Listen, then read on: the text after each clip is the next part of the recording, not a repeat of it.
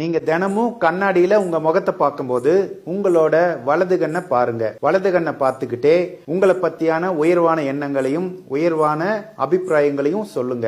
உதாரணத்துக்கு, நான் மிகவும் சக்தி வாய்ந்தவன், என்னால் எதையும் சாதிக்க முடியும், என்னை சுற்றியுள்ள ஒவ்வொரு நபரும் என்னிடம் அன்பாவும் ஆதரவாகவும் நடக்க வேண்டும், நான் வாழ்நாள் முழுவதும் ஆரோக்கியமாக இருக்க வேண்டும், என்னிடம் பணம் நாளுக்கு நாள் அதிகரித்துக் கொண்டே இருக்க வேண்டும். நீங்க உங்களை பத்தி உயர்வா நினைச்சீங்கனால்தான் உங்களை சுத்தி இருக்கிறவங்க உங்களை பத்தி உயர்வா நினைப்பாங்க.